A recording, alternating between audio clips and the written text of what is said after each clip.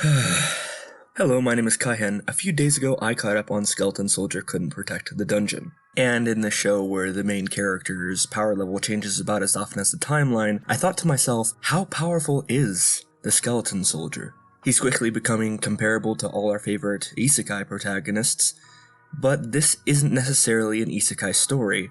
It's just a fantasy story that, well, because a lot of isekai are fantasy, shares a lot of common vibes and denominators with isekai. Then again, we don't really know who the main character is. Literally, we just don't know what his name is or who he is. We just know he's a skeleton, so maybe it is an isekai. Maybe you're the skeleton. Who knows? But if we really want to understand how strong he is, there's a few different things we need to consider, so I might make this a two-part video. First off, we need to talk about how he amasses power and what the system gives him as an unfair advantage being the protagonist, because every isekai or thing in this fantasy genre seems to give the main character some unfair advantage. What is Skellyboy's? Because he certainly has a couple. Well, the very first thing we see him do, and the very first ability that is completely unfair, is called inheritance. And whenever the skeleton dies, he inherits all of his own memories, abilities, and knowledge of his past life, restarting from an unspecified point in the story, seemingly related to whatever scenario he's in the process of completing upon his death. Another ability he had was called Memorial, and whenever he died in a specific way, he would come back to life, resistant to that way of dying so that it wouldn't happen again in the exact same fashion. Although this wasn't always super effective, it was something to give him maybe a slight edge. After that, there was Necromancer's Lover, which just made it so that he had a natural, more charismatic affinity with any necromancer.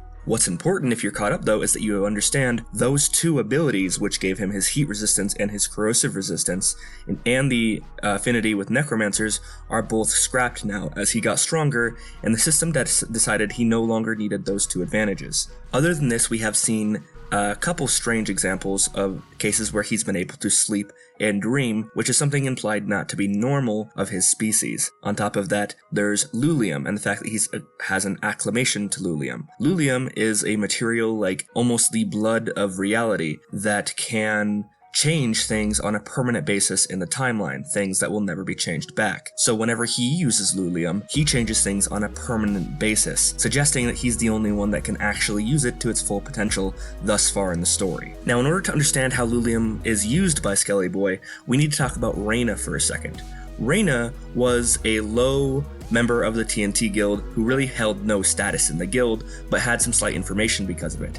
Now, the quest that Skellyboy got dictated that he made her one of the managers of TNT.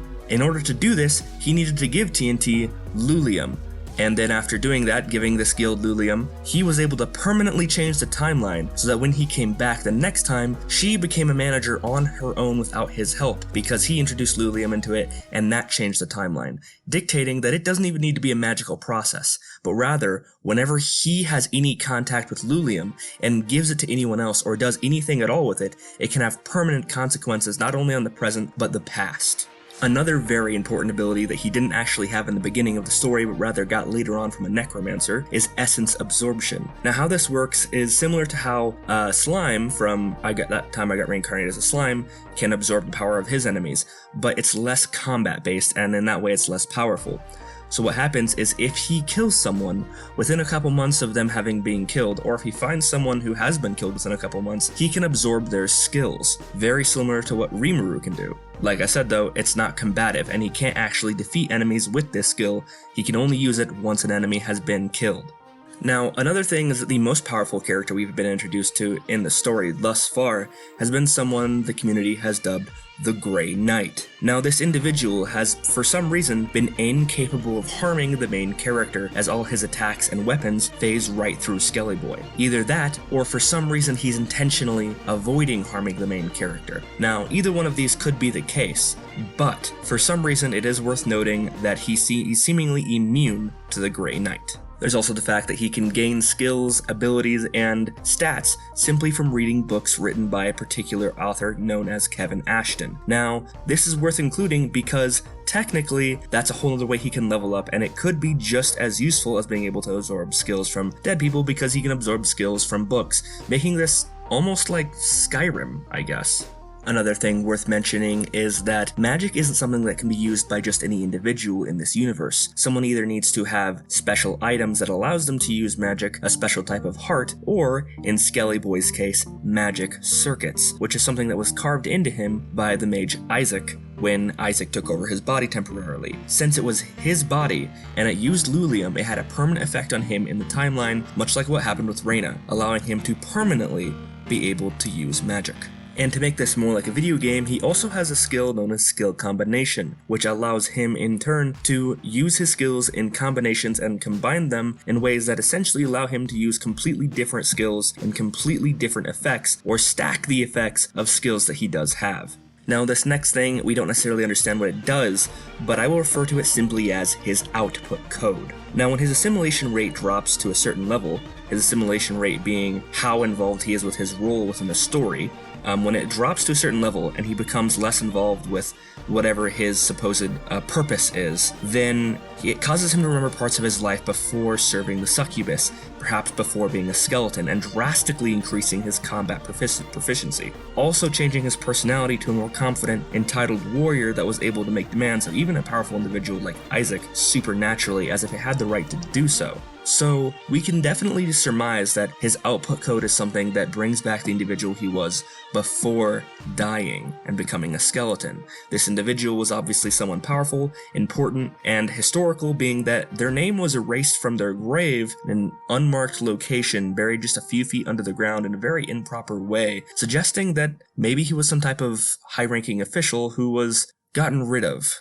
in a very illegitimate way. That would be my guess. All we know is that he was a very capable individual before dying, and as he has that output code get used, whatever it does, it seems to give him abilities back that he had before having died, and making him a far more dangerous combatant. Something else important is that he has the ability to do something called a job change, and although you typically only ever be able to do it once, because of his ability to die and come back with all the skills he had beforehand, he can change his job, die, go back, keep all of the things he had from the skill change, the job change, and job change into something else, acquiring new skills, essentially allowing him to play every class in the game.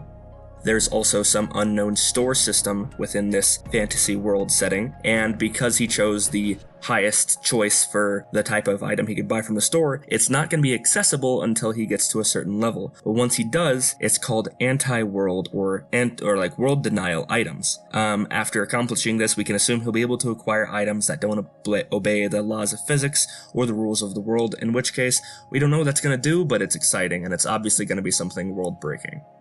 After this, we have perhaps what's been one of the most useful parts of the system to our boy throughout the entire story, and it's been called the servant system. Now, this has largely allowed him to become much more powerful at a much faster rate when around his quote-unquote master, that being whatever necromancer is in charge of him at the time, which is usually Rubia. This also gives him the buffs of having his stealth 30% better, which he does not need. When we get into stealth in the second part of this video, you'll understand why. All his stats are increased by 10%. He can use telepathy with his master. He gets ×3 rewards from the books we talked about earlier, so basically imagine if in Skyrim, every time you read a book, instead of your level going up by 1, it went up by 3. It also increases his chances for meeting beings beyond logic, and although we've not necessarily had that happen yet, you can definitely expect that to be something that would be world-breaking. Now, as the last main thing for us to talk about in the section of what gives him unfair advantages as the main character, we're going to talk about something literally called privileges. Now, this is not exclusive to the main character. This is actually something a lot of characters in the story have,